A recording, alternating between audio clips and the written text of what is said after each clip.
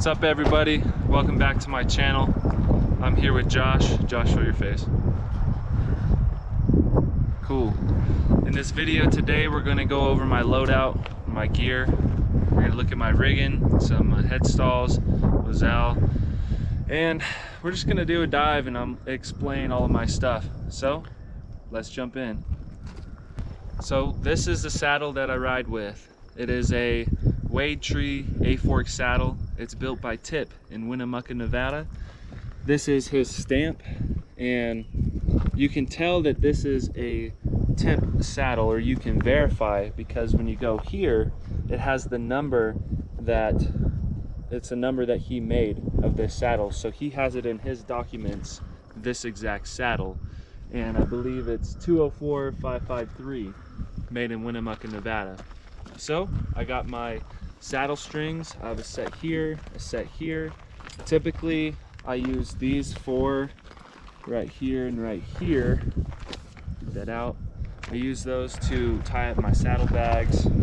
I use this oftentimes to store my spurs. I have these saddle strings up here. I haven't really used them yet. That's fine.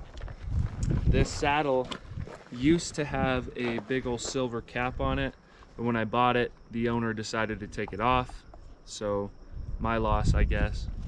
This is where I attach my rope. I have pretty small coils right now.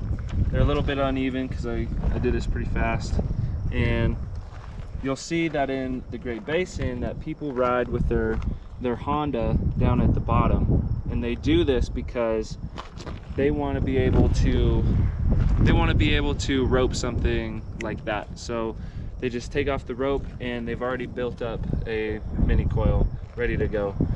I attached my black cinch and my back cinch to this piece right here, and when I first started doing this, the way that I remembered the order that I attach it in is my class here at the Academy is silver and the class before me is gold. So I decided that silver was better than gold, so silver always goes first. And it's a pretty nice saddle. There's some upgrades I want to do on it. I want to get a new strap right here. I might get a new back cinch. If you look here, I have big old silver buckaroo stirrups. These are pretty awesome to ride in. They're a really comfortable ride. Another upgrade that I want to do, it's pretty cheap. I'm gonna get some more of this. You can tell it's kind of loose. I want to get some more of this and just tighten it up. That's pretty much my saddle. It's really nice. Let's move on to my next stuff. I'm here with Emily, aka my assistant. How are you doing today, Emily? Good. Have you learned anything from me whatsoever? Yes. What have you learned? The backstrap stuff. Nice. I'm a great teacher. So this here is my saddle blanket. Typically place it on top of your saddle pad. Some people place it underneath.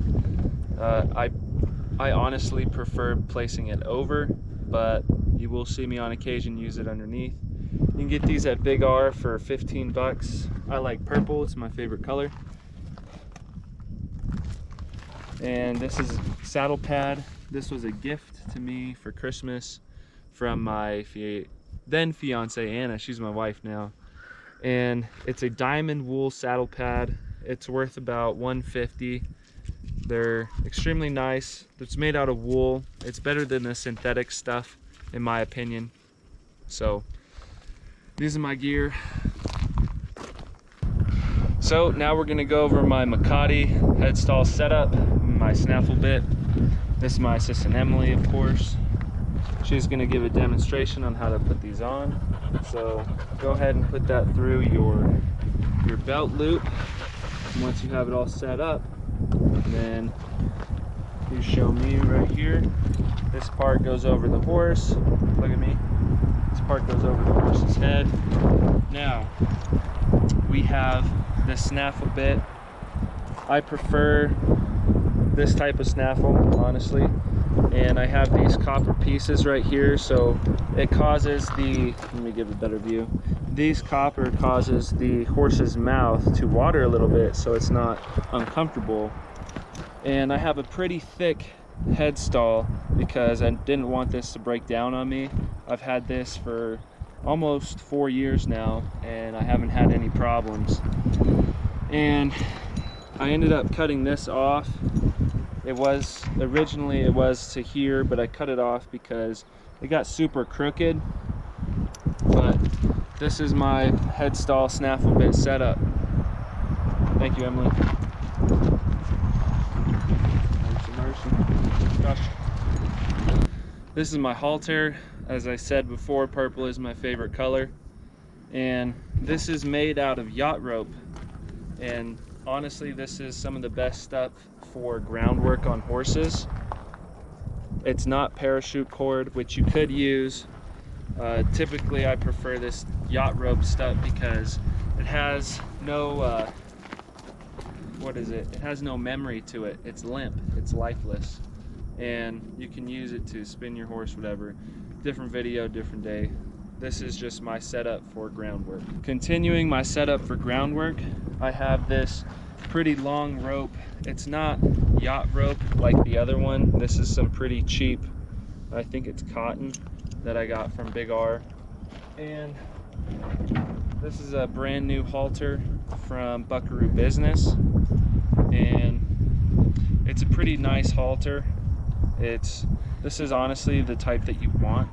You just make a sheep knot right here and run it through, whatever. So, Emily, you hold this. I use this long of a rope when I'm trying to, or once I've built up confidence in a horse, I want to see how far they will listen to me on a decent length rope. Don't mind the knot, typically it's not there. But this is about as far as I want to get on my groundwork from me to Emily. Another piece to groundwork that we use, it's called a training flag. You can get this at Big R for 10 bucks. This is not my ideal flag, and I'll show you why. So for horse training, you want this as stiff as possible. This is pretty stiff, but once I get to where this is where I do most of my action at the end of this rope, it's not stiff at all. And I'll show you why this is a problem. Watch this. You want that stiff, you want it stiff so that when you're working that horse, your rope, or not your rope, your flag doesn't get coiled up like this. Then you're losing communication with your horse because your flag should be like this.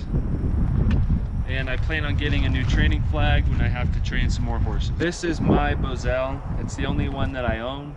I'm still working on building up the different widths. So this is a 5/8. This is a good all-around Boselle. This is horsehair Makati. It's obviously made out of horsehair. This is the traditional usage for a Boselle. And I tie this up in my belt because there's a whole history to that, which I'll probably tell you one day. But this is my gear. I built this hanger. It loops through. This is pretty much it. I'll ride a horse on this. I'll switch between snaffle and a Boselle if I'm just working some random horse. So that's what I got. So these are bucking rolls. I got these, I think, for my 15th birthday when I was not riding horses.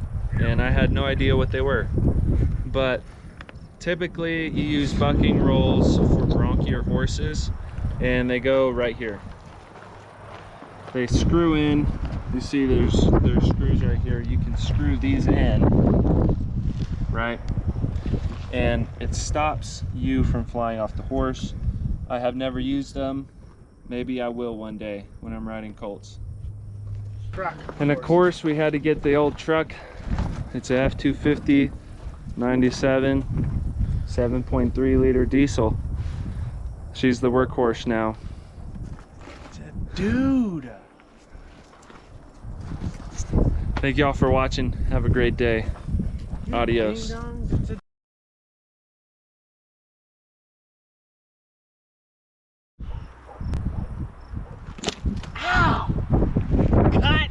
Cut.